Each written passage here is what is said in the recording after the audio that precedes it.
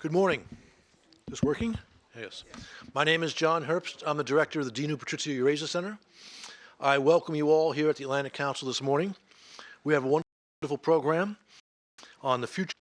I have a couple of announcements before we get to the heart of the session.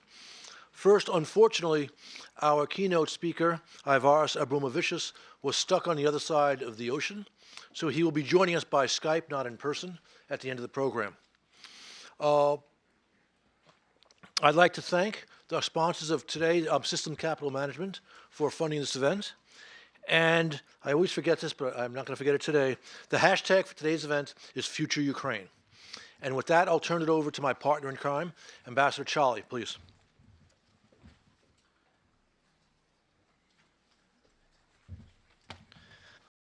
Thank you. And I wanted to begin with thanks to this very important program from Atlantic Council, Ambassador Herbst, Professor Osland. I will have very short time to this introduction. That's why I will not to present you all our success and our reforms. Figure better than me. Ukraine now goes in the three-track. The first and most important, how to stop the conflict, close the border, withdraw Russian weapons, and this year and next year will be crucial. We understand without security, it's almost impossible to develop an economy, but Ukraine made a miracle, even such circumstances have, according to the World Bank estimation, this year 1.5% growth, and next year estimation 2.5% growth. We understand that we should go over a difficult time, transformational reforms. We did many things, but many challenges we faced and threats. I know this will discuss Donbas. It's a very controversial doing business in translation. Now we have temporary occupied territory. How doing business in temporary occupied territory? At the same time, we have our people there, our citizens. So that's citizen supply, and simply to give them a chance to survive. I was deeply involved in the negotiation process, on Minsk process and other processes in my previous position. And I understand that some sides of this negotiation use that like from Ukrainian side were responsible and thinks mostly about people. That's why economy and possible project important, especially the recovery of the supply of fresh water, supply energy, and everything. But once again, the best way how to respond of these challenges, stop this conflict. Closing the border, withdrawing Russian weapons, Russian troops, exchange hostages, all fall, and after that, immediately goes to recovery, to restore restructuring, and to rebuild economy in this very important region of Ukraine. It's also an option because it's possible to change the structure of economy. After this conflict was almost destroyed, the most and basic important sectors in this economy in Donbas and Lugansk and Donetsk. That's why new vision of the place of this region in the economy of Ukraine very important. Speaking about our future for our economy, I think we do not need declaration Ukraine for the European economy, new relationship with European Union, association agreement, free trade area with Canada. We're doing business last year and 32 position this year, rise, many other things. You can find it in the books of Anders Osland. But what important, find the unique place of Ukraine in the future of European economy. I do not see this place like a country that supply steel, coal, or human resources. It should be mixed, maybe the transformation period for that, but IT, agriculture, and more important, understand that Ukraine will not compete with, for example, car production or the sphere that we can compete and should compete with 100 countries. No, we need to find this our own unique place in this cooperation, European cooperation, international cooperation. That's why it's the right time for thinkers, and today's conference is a great opportunity to discuss this. And we do not need now tactic steps. It's important, but most important, what we will have in the future. And once again, without important decision, secure businesses, secure economy, you can't go further. That's why my answer, how develop economy and how to see in the future an economy in Donbas, in Ukraine, territory. And only after that we can say that we are ready for the new step in the future. Thank you very much for your attention and wish you a good exchange and the success of this conference.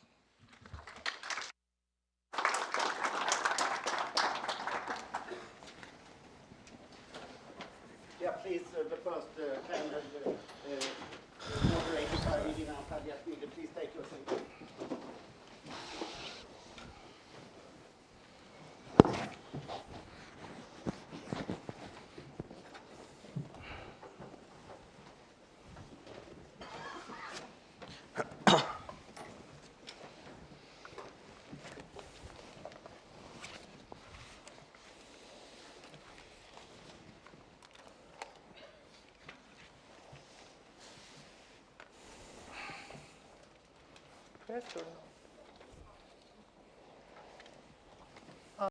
Good morning, ladies and gentlemen. The panel possible, useful, or harmful. On behalf of our panel, I would like to thank the organizers for this very important and timely conference. And today we're having a conversation with four distinguished panelists. Each of them has a very unique perspective on Donbas region. And the topic of the panel, fortunately so, restricts us from discussing politics or military issues. We are concentrating on economic and business issues of doing business in Donbas region, including the so-called Zone of Anti-Terrorist Operation, ATO zone. Let me introduce our panelists. Ambassador Martin Seydik has enjoyed a distinguished career, diplomatic career, having served as Austria's permanent representative in the United Nations and in many other countries, and also has executive experience. He was serving in senior positions at a major Austrian construction company and an Austrian bank. At present, Ambassador Seydik holds very important position in the Minsk process. He is the special representative of the OSCE chairperson in office in Ukraine and in the trilateral contact group on the implementation of the peace plan in the eastern Ukraine. Dr. Vladislav Inozemtsev is the founder and director of the Moscow-based Center for Post-Industrial Studies. He authored more than 20 books on economy, international relations, Russian economic, political developments. And in recent years, he's a frequent guest in Ukraine and often comments on political and economic issues in Russian-Ukrainian relations. Dr. Alexander Petrik was born and accomplished some of his studies in the Donbas region. And he spent 22 years with the National Bank of Ukraine. Also taught macroeconomics, monetary issues, and central banking, and authored numerous publications in mathematics and economics. At present, Alexander works with the IMF and serves as an Denka has extensive investment banking experience. He worked with EBRD, Credit Suisse, Bank of Nova Scotia, and since 2007, he works with DTEC. At present, Vitaly holds position of commerce director and the head of the commercial division, runs the entire energy commodities portfolio of the DTEC group. The way we would like to structure our panel to let every panelist make some individual remark and then follow by Q&A session. Talk about the economic, also give us a broader view. It's a great pleasure and great honor to save everybody's time. Let me say that in the Minsk agreements of February of last year, there is only one paragraph which deals with economic.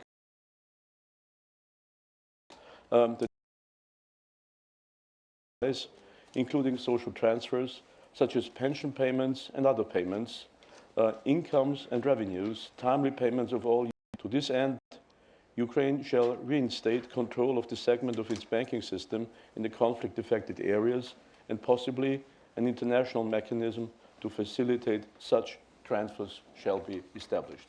This is the only reference in the Minsk agreement to economic issues. So what are we doing to implement exactly this part? Before I speak about that, I have to say one thing. The division of in the Minsk agreements, we speak of the certain areas of the Donetsk and Lugansk regions. That's also the terminology that I will use now. The division between the government-controlled area and these areas is an artificial one. The infrastructure was a united infrastructure for electricity, for railways, for water. And now the infrastructure is artificially divided, plus there is shelling going on, and the infrastructure cannot be used. So the main aspect of the work of the Economic Working Group, which was also founded in the Minsk agreements, and is run by a German former banker, Per Fischer, who had been with Commerzbank in Moscow and Kiev and knows the area and the business there extremely well, is to reinstate the infrastructure, to make the infrastructure functioning. Why do we need railways? We need certain areas to the government-controlled areas, to the power stations. I'm sure we will hear more about this from Vitaly. So this so it comes from the government-controlled area, goes into the certain areas, and then also ends up water pipelines end up actually in Mariupol again in the very south in the government-controlled areas. So to have all this functioning water filtration station, and they are shelled, you have to always get this infrastructure going, and this is one of the main areas of the work. The water is a very good example. The water is provided from the government-controlled areas, from, for instance, one company called Popasna Vodokanal, and it's used in the certain areas of Lugansk and Donetsk. System at the moment, and there are actually really no functioning banking transfers, and this part of the Minsk agreements is even far from being implemented. So how are they going to pay? And to work out these payment mechanisms, this was also part of the work of the Economic Working Group. Extremely difficult work because it requires a lot of approaches from the certain areas of the Lugansk region is also established legally in the government-controlled area. Between the people, was each way because of the controls there. So it is difficult, and this is the, if I may say so, the daily bread of this of the Economic Working Group. Especially, and I have to repeat that, we over and over again work on reinstating infrastructure because, unfortunately, shelling is going on. So railway lines are, shelled over and over again. CE, led by a Turkish ambassador, Apakan, has to facilitate the works, the repair works, and with the sites, the combating sites, and this is also by all means not easy. One other aspect that we deal with is the everyday life in the economic working group, the everyday life of the population. The issue of pension payments. The Ukraine at the moment has stopped paying pensions to people who live in the certain areas. They have to go to the government-controlled area, have to establish residence there, and then get their payment. For many pensioners, especially of older age, it's impossible. So people just don't get their money. One has to say that they also do have a pension now paid in the certain areas. But it is, very much to live. They would be very interested to have these two payments. And some people who are, smart enough, if I may put it that way, really do get these two payments. The other issue that we deal with is the issue of these crossing points that I already said. There are only 5 crossing points at the moment, one of which is only for pedestrians in the very east of the Lugansk Oblast. And so the people cross there because especially food and medicine is much cheaper on the government-controlled territory. So the people go there in order to get back for their daily life. There is a weight limit to bring back that was 50 kilos. Now it is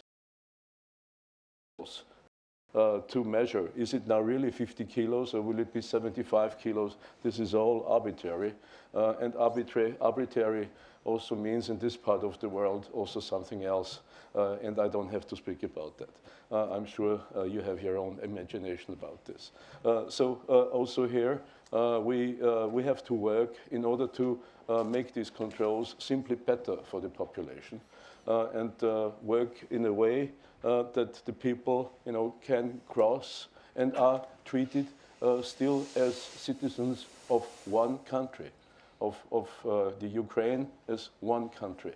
And this is the most important aspect. There is now one ministry headed by Mr. Chenish, who, by the way, will be in New York tomorrow and speaking on the UNDP conference. And anti-terrorist, his main, so to say, purpose of this ministry is to, keep these parts together, because this is the spirit of the Minsk agreements. But as I hope that I could, so to say, tell you now in this short time, we are still far away from implementing even new lines. Thank you, Ambassador Sadik. And now we move from diplomacy to business. And Vitaly represents here one of the biggest companies, if not the largest, doing business in Donbas region and in the ATO. I want to ask you how obstacles, economic solutions now and later, from rehabilitation to revival of the region. Thank you, Atlantic Council, for inviting me to share our views, business views on a very important issue. The matter with doing business in ATO is something that's very close to heart, to our company, because we've been, albeit unwillingly, engaged, facing the necessities to maintaining the coherence. Provide some views in the context of, first of all, the economic place of the ATO. Appreciate on a daily basis, trying to make things work between Ukraine mainland and ATO, and our position with regards to some key enablers for the ATO territories in terms of the potential reintegration and rehabilitation. To fully appreciate the situation and the role of ATO territories from the point of view of the power sector, I'll go to Ukraine to put it in the context. The power generated in Ukraine is generated, 50% of it is generated by nuclear. About 35% is being generated by thermal power generation, as the goes for the hydro and renewables.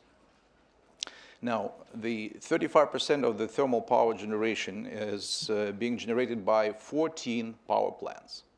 Half of those plants are using the steam coal or G-grade coal to produce power, and the other in anthracite. The mines that produce steam coal, they are located on the controlled territory in Ukraine. There is no problem with the all the mines, anthracite type of coal, they are located on the territories known as ATO zone. So hence, there is a problem with the supply of coal, which affects half of the thermal power generation in Ukraine. What are the alternatives to the supply of the anthracite coal?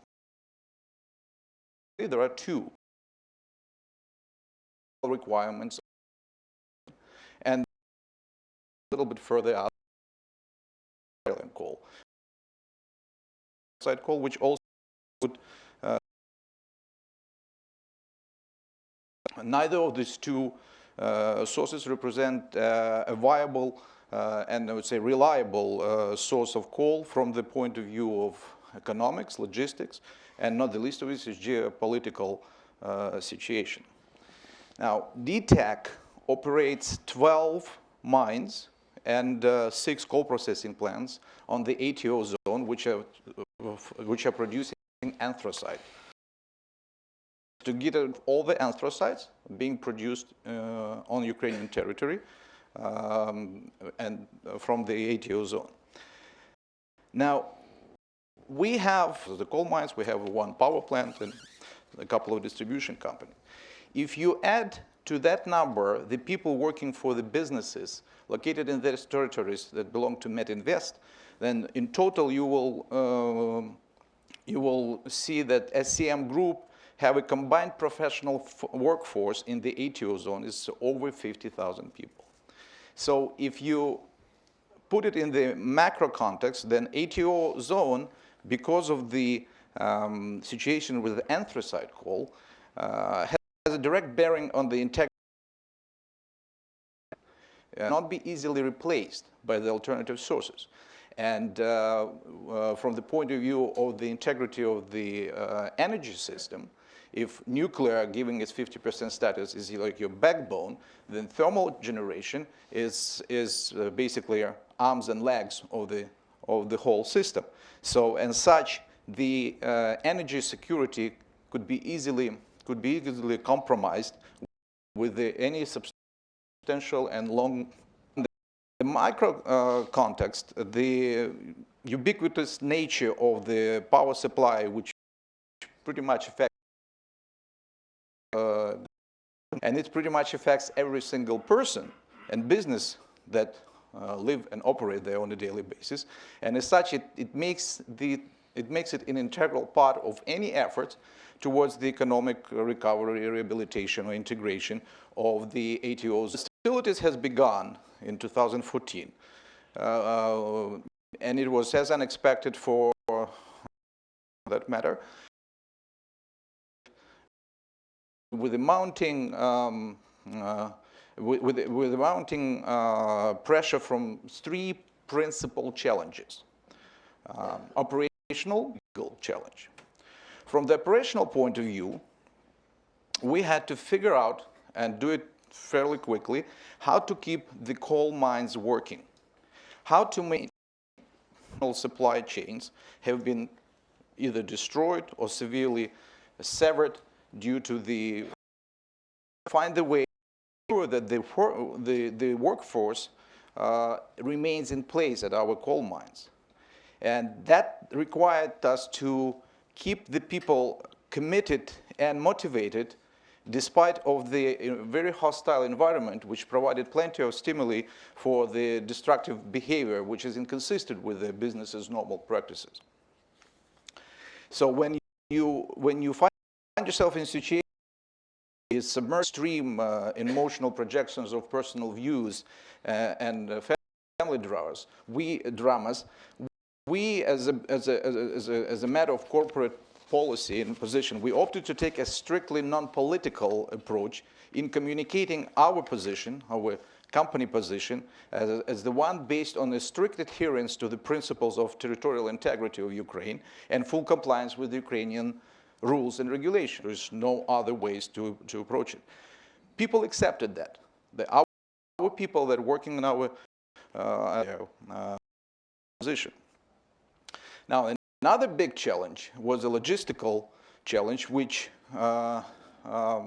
basically led to instances where the coal supplies was from the coal mines operated by our company was severely and repeatedly interrupted, which prevented us to ensure the coal to our thermal power plants. Since because of the unpredicted nature of those kind of interruptions, we had to, as I say, on the go, on our own volition, which required the putting the infrastructure that was damaged, especially severely damaged during the first half of the conflict. So, as an example of people and 860 communities, and together with Metinvest, we have allocated quite a substantial resources and expertise towards the restoration of the railway infrastructure, which was damaged by the war. Without that, any supply of coal, which is required for the thermal power plants and energy system, was impossible. Now, those efforts came also with a high price. We have lost 59 employees since the beginning of the conflict. And those are the employees of DTEC that were killed while performing an emergency repair work on the local power infrastructure. So and the last but not least, as far as the challenges are concerned, is the challenge which deals with jurisdictional and legal uncertainty,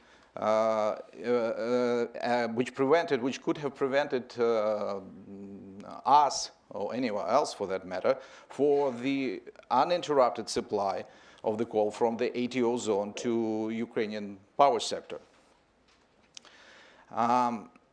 Our position, and that required, in fact, an engagement with the government, various government agencies on unprecedented scale, starting from the Minister of Energy and all the way to Minister of Transportation and the SBU, or all the governmental agencies which one way or the other were put in charge or had a stake in determining how the not become ATO territories and in Ukrainian territories. Given our intimate knowledge on the technical aspects of the logistical issues, we were able to provide a timely, on a timely basis, information and some recommendations to make things work. Framework that would allow companies like DTEC and other companies to operate, for the lack of alternatives, with the ATO territories without breaking the law, without putting themselves in a situation whereby they could be, they could be liable under the Ukrainian legal system.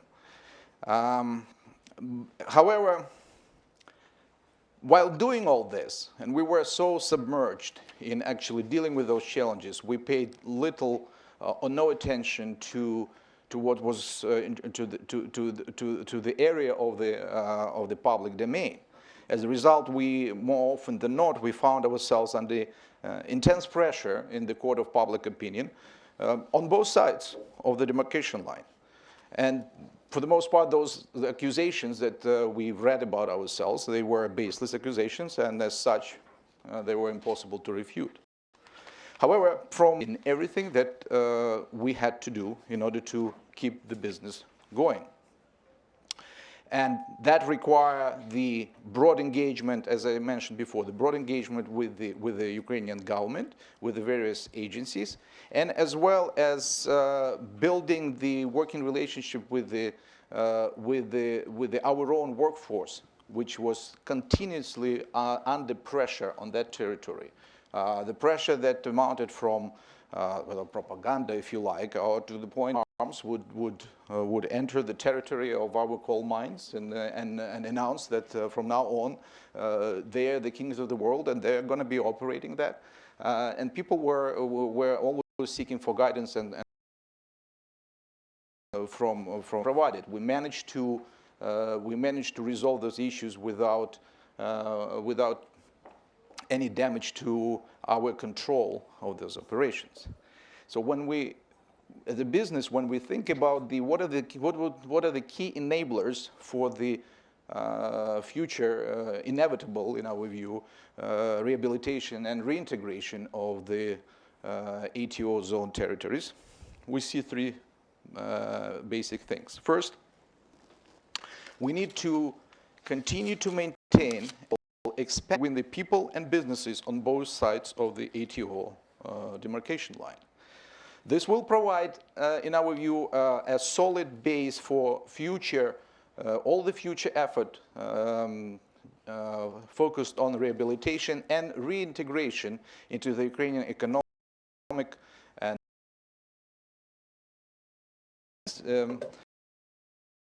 the damage for all the local constituencies. And the third enabler is to whatever efforts, the current raise in the income levels and standard of living for people on those territories. That will create, that will create artificial war of resistance to any and marginalize any attempts to move away from the peace process and return to the hostilities and destruction. At this point of time, I will probably finish my remarks and I'll pass on the... Thank you very much, Vitaly. Alexander Petrik is the only one from our panel who actually comes from Donbas region, and he also has a dual perspective of working with revitalization. And what priorities do you see from both perspectives, currently and in the future? Thank you very much for introduction, and thank you Atlantic Council for invitation me. It's really, for me, it's Donbas is not only relatives now live in this region, and I continue to communicate with them and about this question. Of course, we need to split firstly the political issue and economic issue. And I want to tell here about the perspective of this region as a part of the future of Ukraine. Also, we need to split the short-term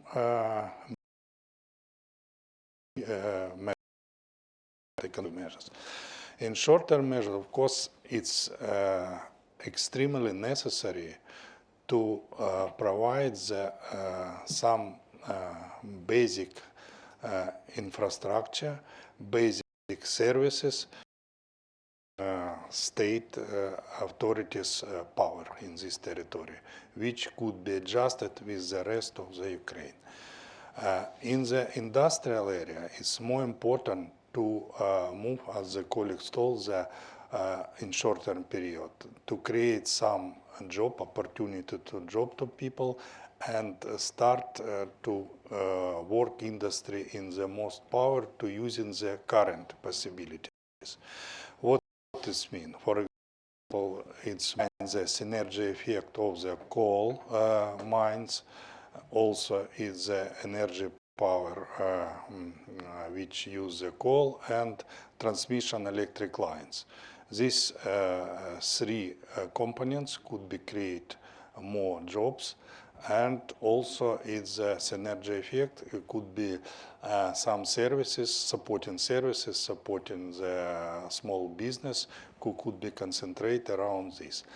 About the long-term perspective, of course, during the last 3 years, rest of Ukraine, move ahead in some areas of reform in accordance with program which supports the IMF. And we see the first, for example, tariffs for heating and electricity and gas was adjusted with the market level. Also is some reform in the banking sector, in the fiscal adjustment. And if we could be considered the few need to see territory as well, because we see the different level. For example, very simple example, the different currency which used in the Ukrainian territory, in the ATO. My relatives told that now the main currency in Donetsk is the Russian ruble. And of course, it's possible to change hryvnia to ruble, but all payments in the stores, in the services, payment mostly by the Russian ruble. This is problem which we need to think about when territory will be adjusted in the Ukrainian territory.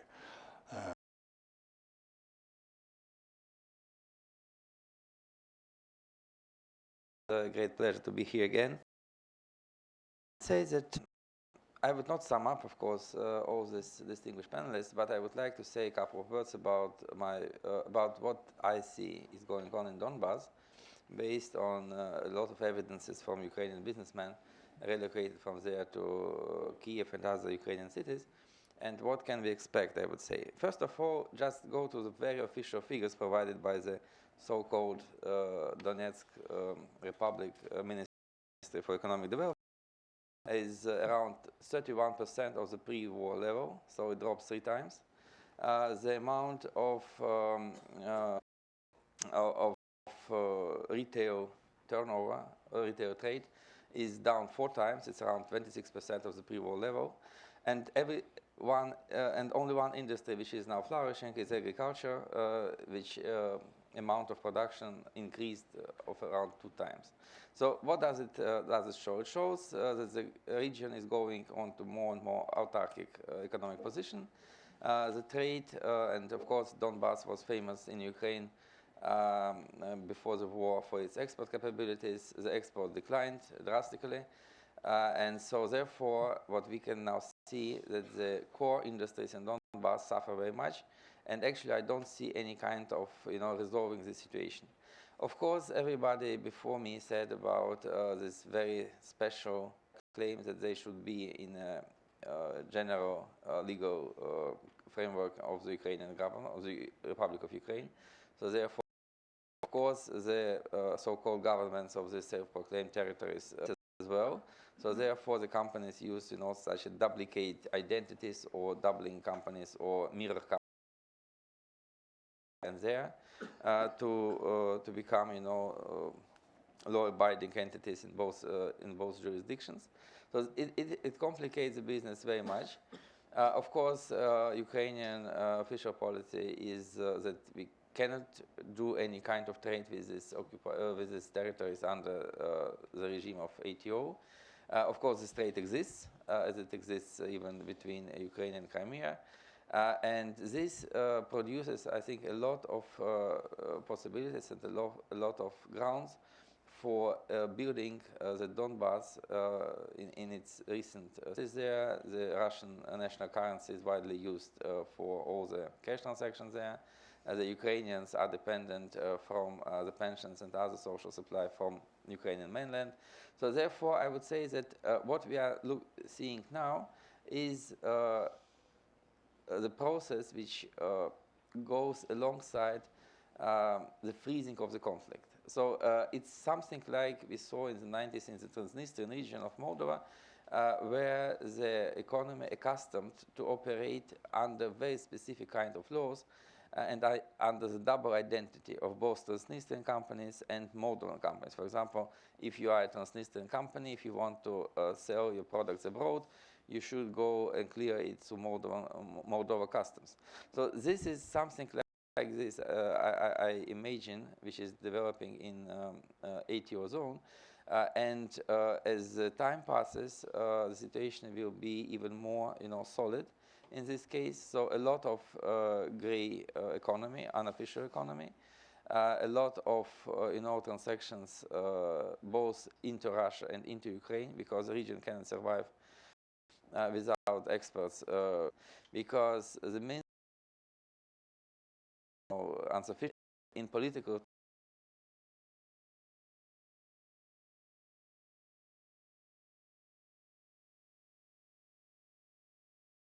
more than 2 years, and I don't see any progress, even the possibility.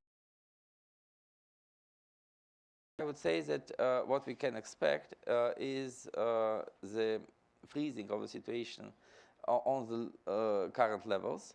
The economic activity in the region will be depressed. A lot of entrepreneurs who were fueling this economy with their energy went to Kiev and to other Ukrainian cities, other businesses or with kind of former businesses. And of course, there will be no investment from abroad, either from Ukrainian side or from Russian side, because the Russians are not very in developing the industry in this part on Rostov region possibilities.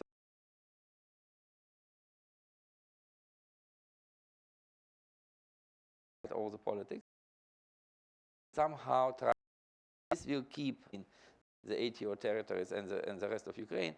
But in my opinion, the main efforts in this case will be diverted for making this economic ties running in once more, I would say, in the gray zone, because you cannot establish fully open and transparent relations.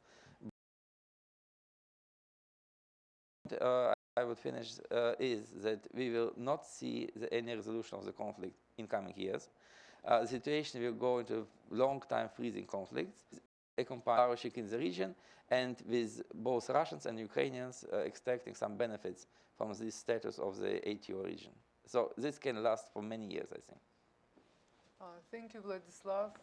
I'm not sure if many in this audience agree with this pretty depressing scenario, but we can talk about it later. I would like to kick off the Q&A session with two questions that I want to pose to the entire panel. And the first question is about present, and the second question is about future. The first question is about current economic policies of Ukrainian government towards the ATO zone. We are hearing a lot of comments and extreme views. On one side of extreme views is let's go for economic blockade of the ATO zone. Let's cut all the economic ties. And actually, this extreme view was falsely attributed to the Atlantic Council recently. Then there is another extreme view on the other side. Let's just open the borders, let business flow. And then in the middle, we have saying that we worry about infrastructure recently, and that Ukrainian policies of Ukraine towards ATO zone are correct, or what needs to be changed? From the business point of view, we don't like extremes. We don't like going further to the left or to the right. Extremes means high volatility and risks, and those are not conditions under which you can run a reliable and self-sustainable business operation. We particularly acutely felt it in the situations when dealing between ATO zone and Ukrainian zone.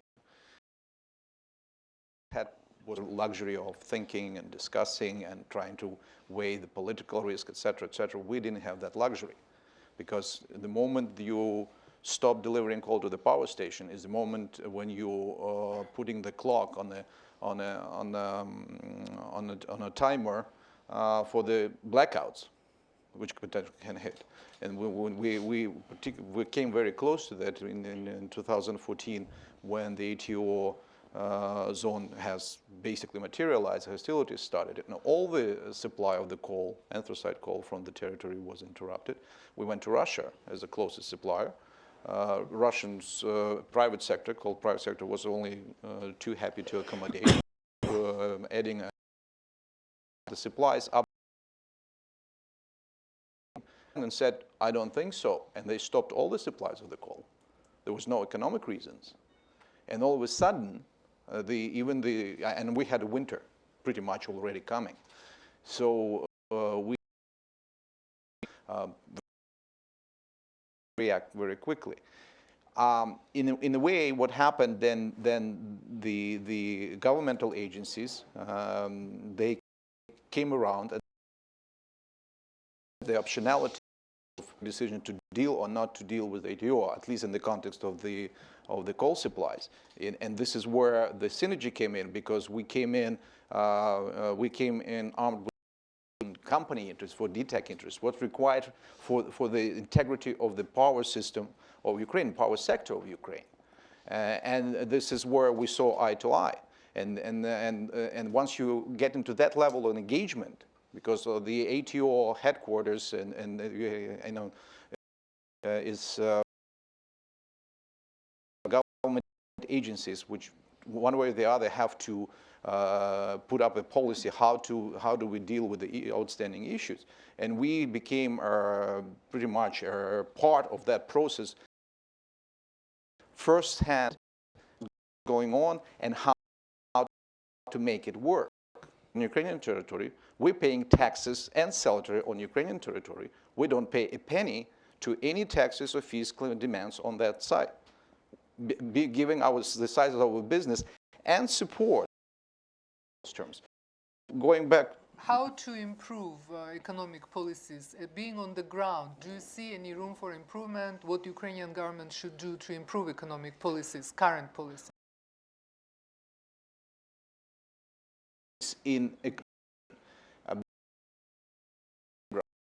Let's just separate. There are people, there are Ukrainians who happen to be caught between the rock and the hard place, and they live there. For a number of reasons, they couldn't leave those territories.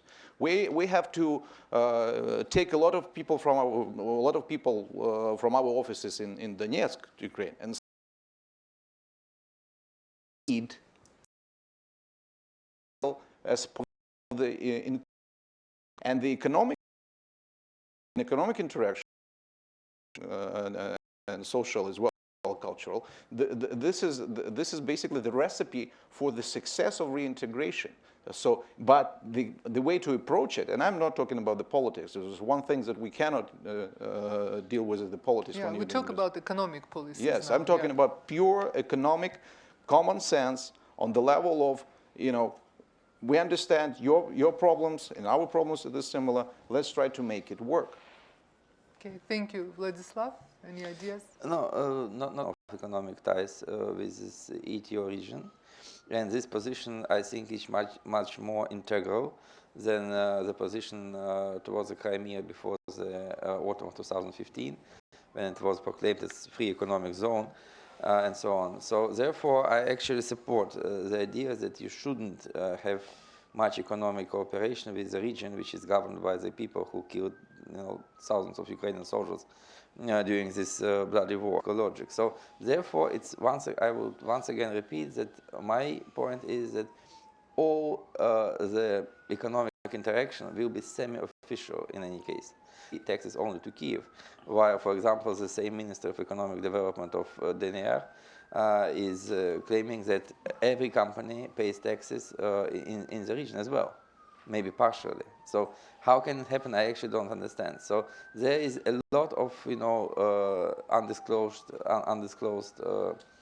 elements in the policy, both in political circles and in business circles.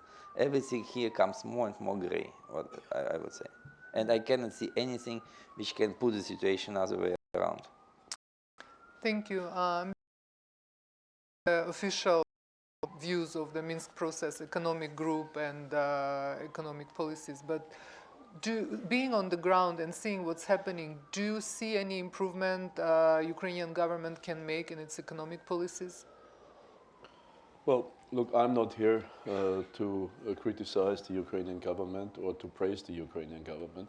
I have to deal with the realities, and one reality, whether one likes it or not, is the spirit of Minsk, which is, as I said before, a united Ukraine. And in the Minsk who live in a certain area, Donetsk and Lugansk regions as their citizens. And this is the approach that one has to have as to the Minsk agreements. If the Ukrainian government collects taxes from companies like DTEK and the pensions, so this is certainly there, and we final discussion on this issue to say a line. And there are permanent discussions on the relationship, and I do believe that this is really important. One also has to see one fact, not only in Soviet times but also afterwards. The Donbas was one of the most flourishing regions in the Soviet Union. It definitely was, and Shakhter got faster than anybody else. He made a lot of money, and he was a proud region and depend aid. They depend on humanitarian aid given from the Akhmetov Foundation. Is often to certain areas certainly needed. Pedestrian. Last year I was there, and I saw that they were carrying Christmas trees from the government area to the Lugansk area across the bridge, for 3 kilometers. So this is really sad, and so I think one also has to see it so from also from the spirit of yes, they are. That you painted a flourishing region and proud coal miner driving the Volga car. These are Soviet era pictures. 25 years of region. So this is not the picture which was there, in a recent history. So the question is actually very nice liaison to our next question about the future. But before we move to the future, maybe Alexander can make a comment about improving current This question policies. is because we try to discuss more economic topic, but this question is difficult to split for political or economic because it's very interlinked. First, of course, is by definition, it's not discussion, this territory sooner or later could be and must be Ukrainian part. And all, not only it's Ukrainian, maybe it's my point of view, the priority is the people. It's why we think about the industry, why we think about it's good if we think that we interrupted all link with the people who temporarily live in this.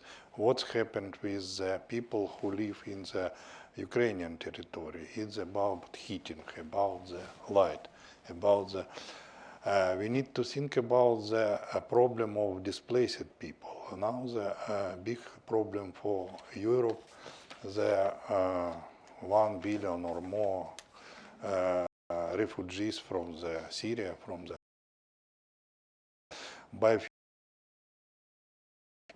the ATO region. No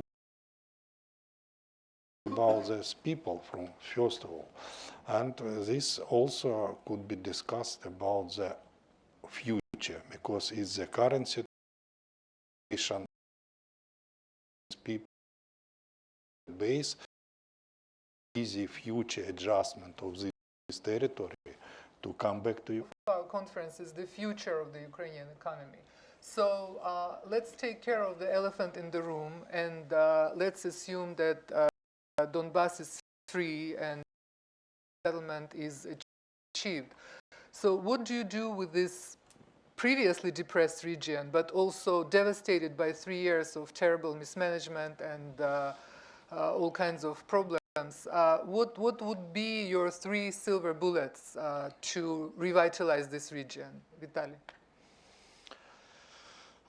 First, I would say clearly there's a terrific opportunity to rebuild the infrastructure and rebuild the infrastructure from scratch using the most advanced and modern technologies. And that's clearly something that could become a poster boy for Ukrainian economy going forward, particularly transportation.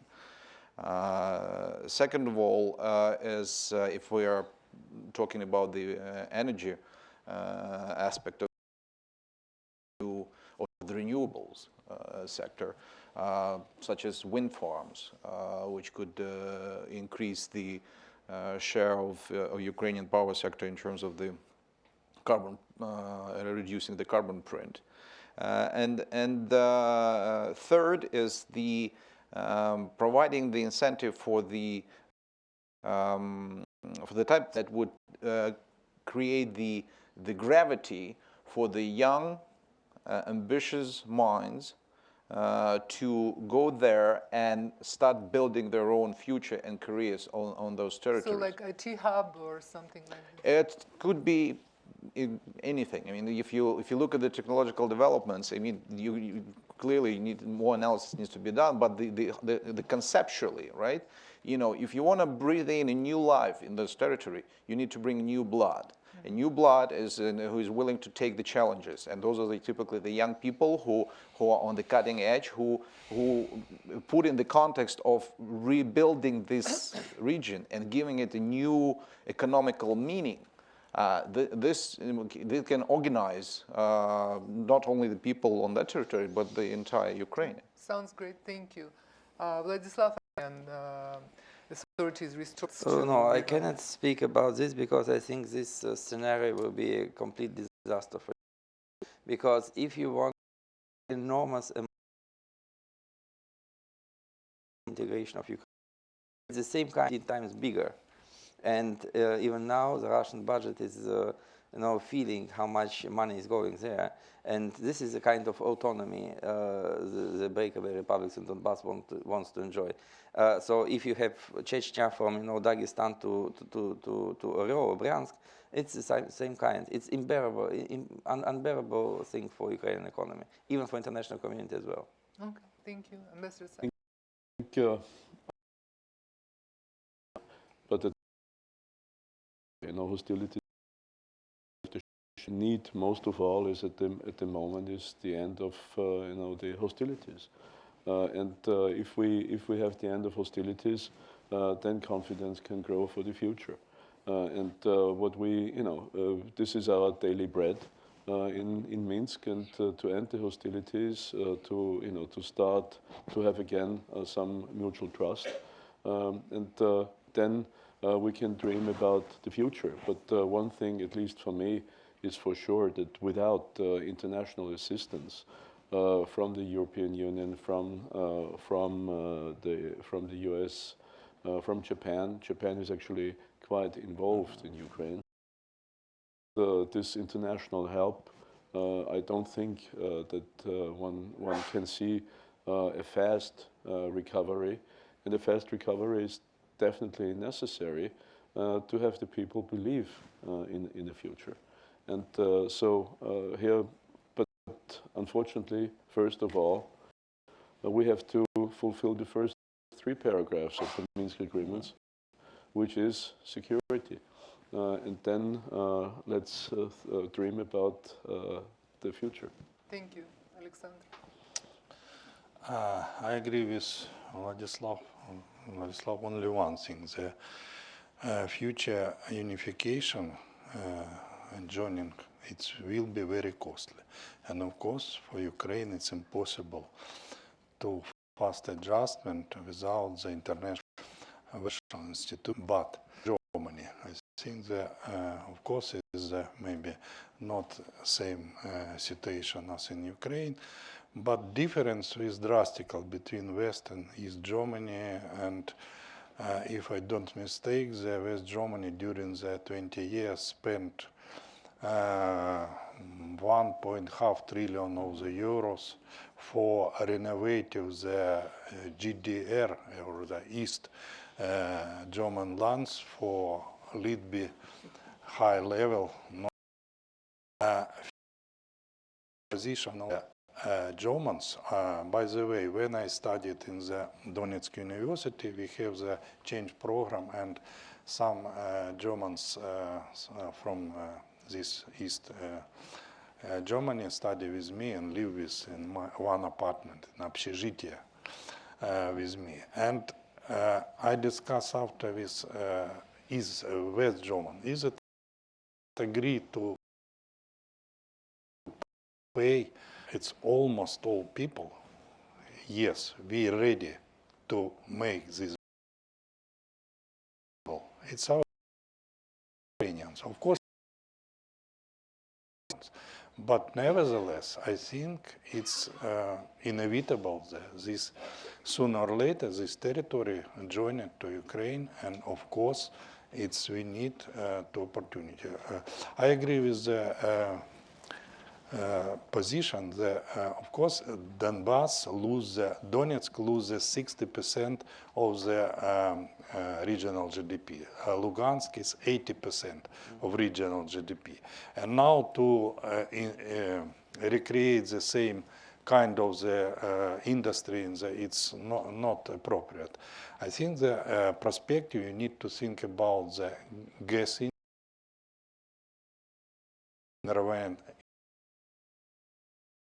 role is allowed to, and also very important small medium enterprise, small business. I think there is three pillars who could be pushed more faster this region to the unification with Ukraine. Thank you very much, and we have time for a few questions. Our panel started 15 minutes late. We tried to keep it very tight. Please identify yourself and ask a quick question, and tell us to whom your question is addressed. Miron? Hi, Myron Rabi. Wait for the microphone, please. Hi, Myron Rabi, Dentons. I guess my question is to you. Your point on the example of West Germany integrating East Germany, but West Germany had the economic powerhouse that was West Germany could sustain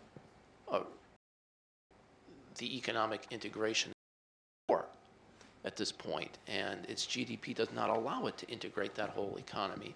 You're saying that'll take years, and it would seem to be that if we take your position and your position together, that perhaps that's possible, but only in a very, very long-term view when the sustainability of a recovery is possible. And in the meanwhile, you're stuck with a gray zone, which is not good for you, and just keeps you working.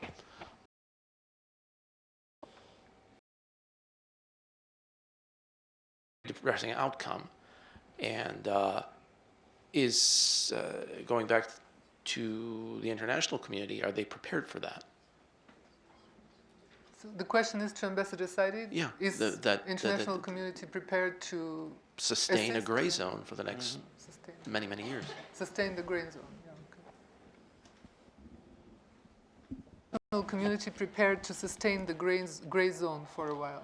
Well, I have to say that not many people realize that there is this gray zone, and really a big potential danger. And if one discusses Ukrainian issues, Donbas issues in other parts of Europe, in my country, in Austria, People are not aware of this. But one thing is for sure, that in the European Union, the people who work in the European Union, these people know very well what's going on there.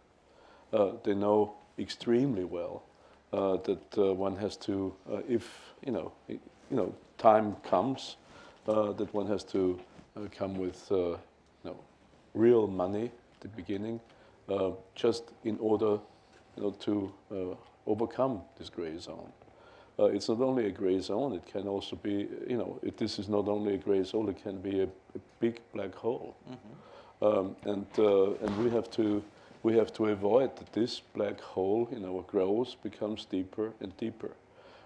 Let me, as an Austrian, also, react to this comparison with the GDR, and that only West Germany shouldered it. Don't forget that there was the European Union too. Recovery would not. One example is there are more than 1 million displaced people from Donbas region that didn't knock on EU door, didn't ask for money, and actually reintegrated inside Ukraine. So, because it says that the success of this reunification and re-establishing of the economy was the will of East Germans to join the West Germany and to enjoy higher standards. And it was the political will of East German government, and there is no political will in Donbas at all. And even under such striking conditions, are hoping and dreaming in joining back Ukraine, now at least. Thank you, Anders. Anders Åslund, the Atlantic Council. A question to Martin Sajdik. In the area, clear sense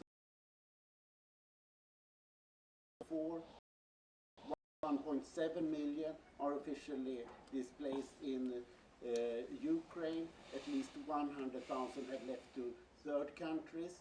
And the Russians use two numbers, 500,000 or 1 million. Nothing is what remains, but I'm not aware of any official OSCE number for it. Do you I think we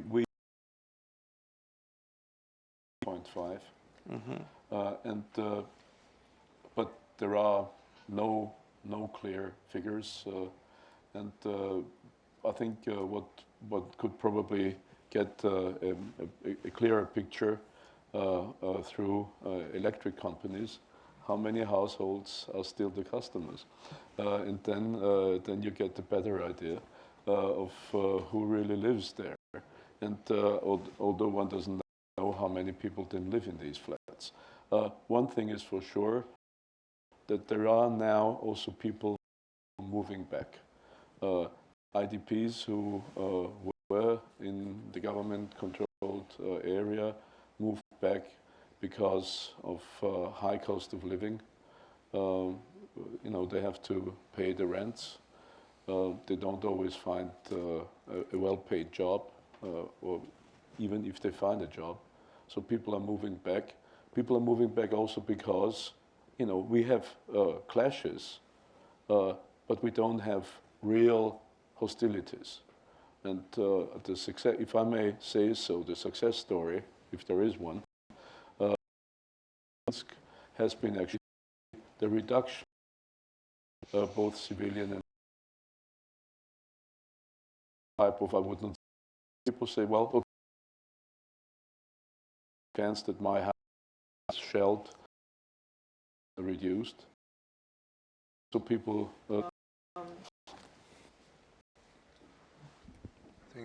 Thank you. My name is Andrei Sitov. I'm with TASS, the Russian news agency here in Washington, D.C. My question is to Mr. Petrik. To follow up on what was just discussed about the necessity for the international community to give a lot of money for future reconstruction of Ukraine, it's already been done. The IMF has approved a program of $17 billion, which is a lot of money. But the program is struggling, as we all know. It took more than a year to complete the second review. The third review that was supposed to happen this year is not happening, and I would actually appreciate if you could tell me when you expect this to be completed. the prospects for completing the program in full for Ukraine. And a side question to that. I understand this is in the Donbas. Do they see any benefit from a program like this, from this quote-unquote help from the international community? Thank you. Thank you very much for the question. I think that my colleagues with the next panel could be answer more detail for your question, because Donbas is, we now discuss more Donbas, but I answer you about that. First of all, the program, of course, we have some delay with some measure implementation. It's not easy, but first you ask about the 70 billion. Is a total Ukraine get not full amount, and almost 10 billions is not realized yet, and this is future review, it will become. Second is all international community and IMF agree that Ukraine had some good progress in some areas, like we have Ukrainian government made very significant fiscal adjustment, and now we prepare the first some program in the educational, health reform, pension reform. Very important also is the banking system, because during the 2.5 years during the program, very big progress in the cleaning of the banking system. Central bank introduced the flexible exchange rate, is starting, could be low, because Ukraine is export more depend from the raw materials prices in the international market. This is all achievement. Of course, I agree that Ukraine need to accelerate this reform, and now the central banking government work for this, and we expected that after introduction, after the approval the budget for next year and some other measure, the program will be successfully continue. But of course, is the IMF program, it's absolutely necessary renovation economy. But we speak here about the special help for reconstruction of this region. It's some project like the World Bank and European Investment Bank realize in the territory which now in Donbas, but under the Ukrainian control. And for example, I could be provide you very interesting document, nations. So this is very good document, which first describes some project which realized, and in long term, and of course we in this in pretty years from 60% to now 10%. We have the budget deficit 3% only, compared with the current account only almost balanced. A lot of the achievement. Of course, problem. I agree that we have problem, but we need to move. Unfortunately, organizers are telling us that we have to let you go and have your coffee. So I would like to thank the panelists and the audience for active participation. Thank you.